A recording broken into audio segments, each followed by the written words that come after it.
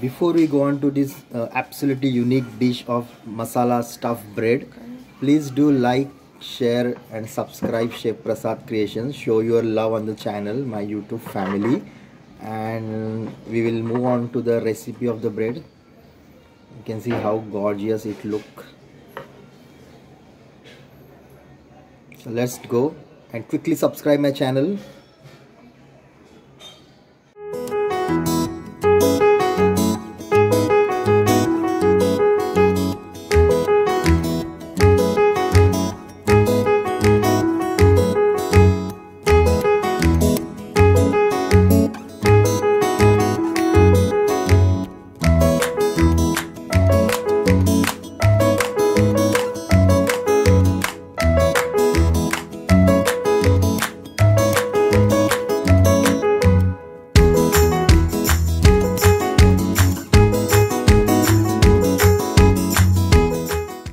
Today we are going to make a very interesting bread loaf, which is we are going to flavor with Indian spices, and it is going to be a loaf.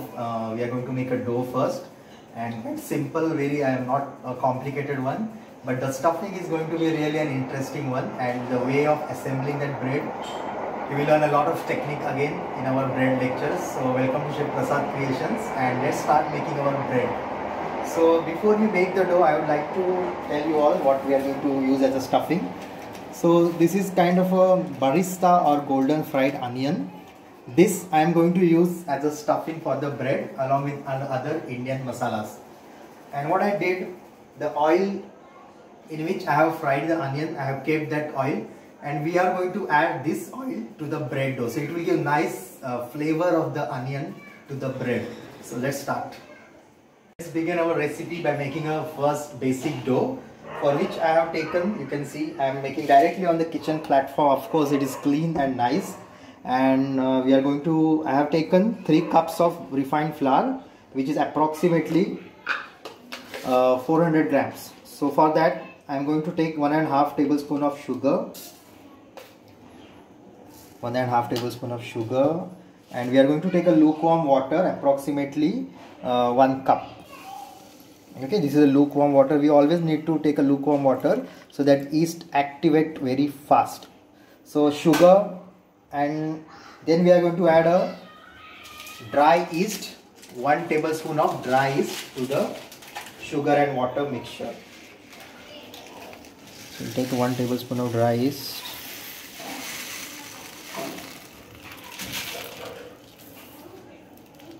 Lukewarm water is necessary to activate the yeast. We need to activate the yeast. That's the reason we need to take a lukewarm water, and we need to add sugar so that is a food for the yeast and it's activate very quickly. And we need to wait until this mixture get nicely ferment. You can see with the it start bubbling. You might have seen in my pizza recipe as well. So same procedure we are going to follow, and we are going to make the dough. Salt we will add directly to the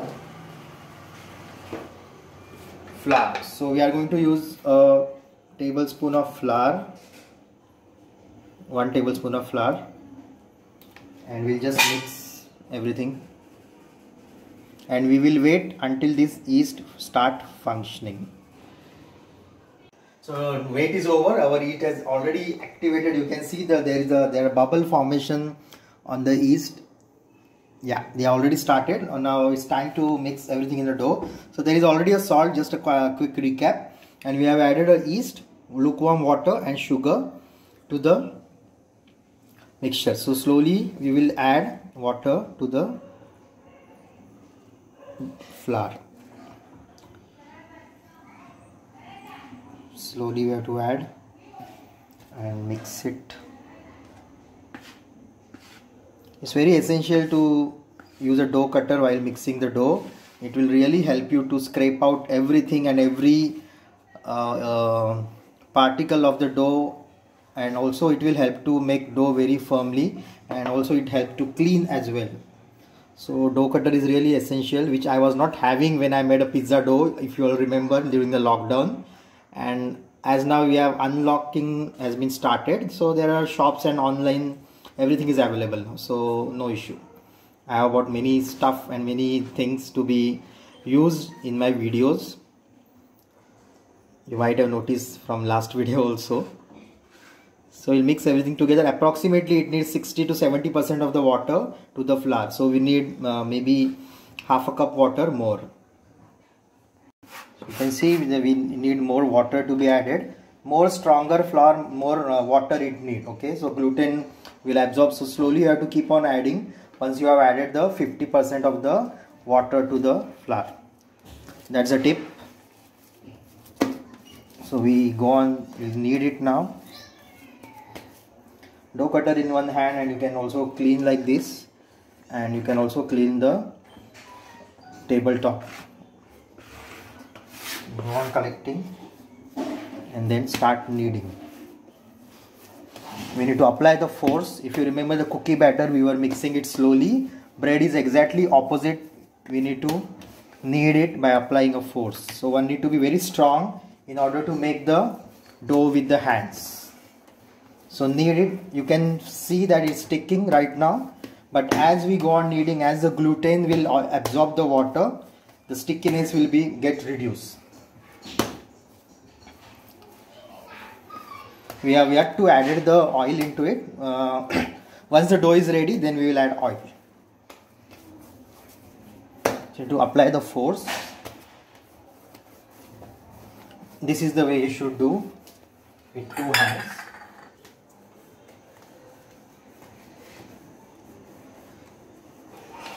Go on kneading, go on kneading. So tabletop really help to knead the dough better than the thali, or if you prefer to have a tray or something. But I would suggest always go on the kitchen platform, provided you have cleaned the kitchen platform.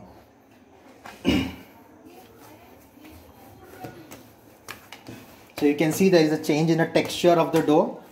It is getting more smooth and pliable, and also it is not sticking the way it was sticking before. So we'll knead for 2-3 minutes more, and then our dough should be ready.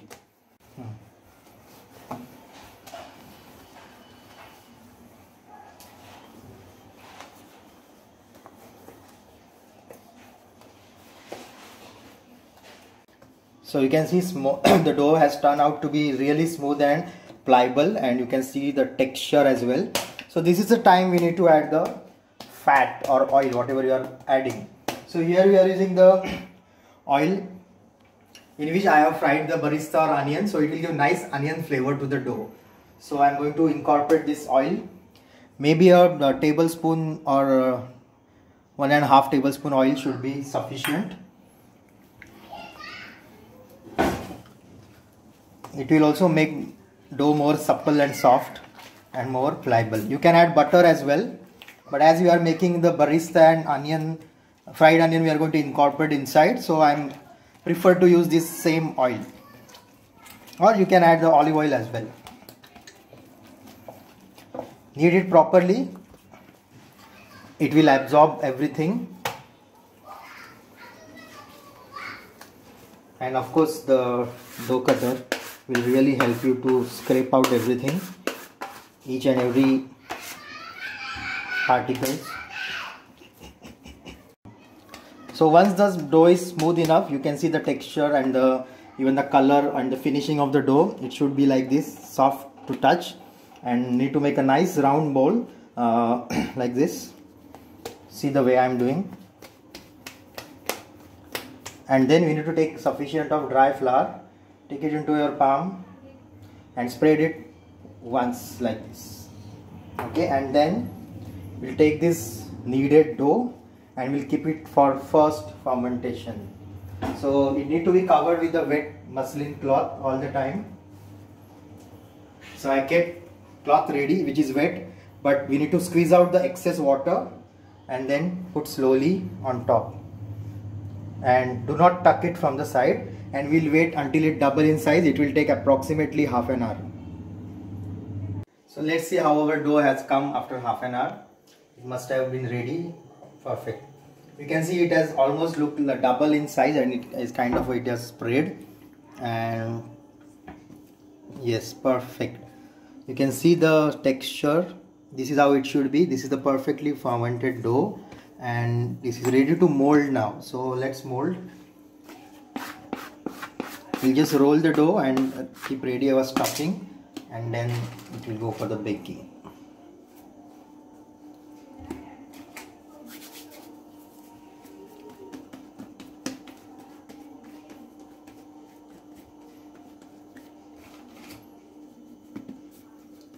Take enough of dusting flour and rolling pin and roll it.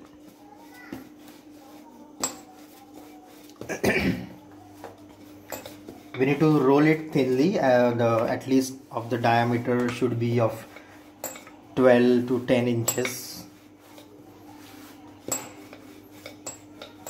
Dough need to be fermented very well.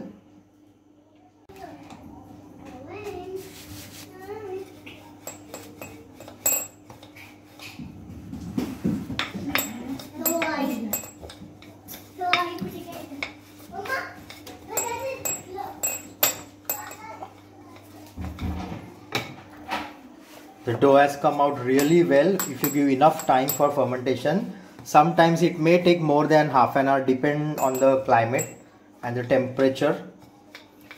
We can keep this near the gas range or near the oven so that the temperature rise and dough can ferment properly.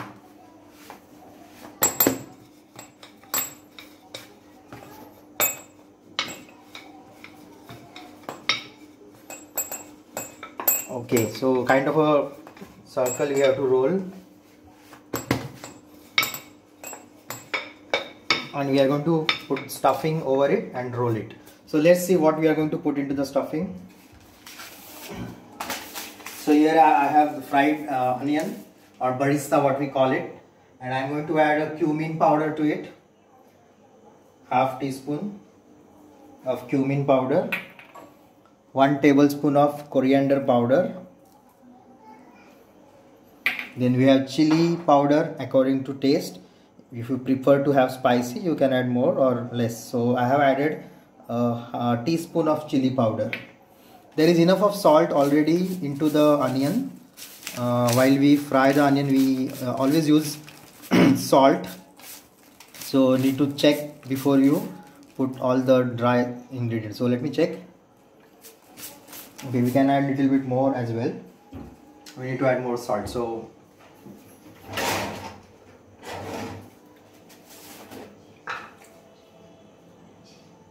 maybe a pinch of salt.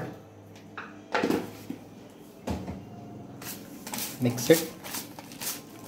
So the onions are really fried very well. You can see the color, and also all the masalas or the powdered masala what we have added, they also look perfect. Now what we'll do, we'll just spread the onion oil all over the rolled dough. Okay, it will give nice moisture from inside. Also it will give nice flavor to it. Spread it nicely, and then we'll just sprinkle this onion and the garam masala what we have mixed just now onto the rolled dough. So this is approximately 1 big onion fried. I like generous amount of onion sprayed on the bread. It gives really nice flavor and taste. Perfect. Then we will mold it. We'll start rolling, and we'll go on rolling the dough.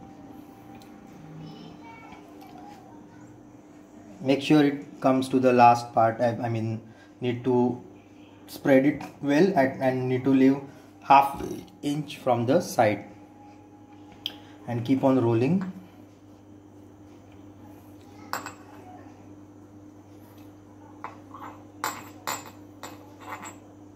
Roll it thoroughly like this.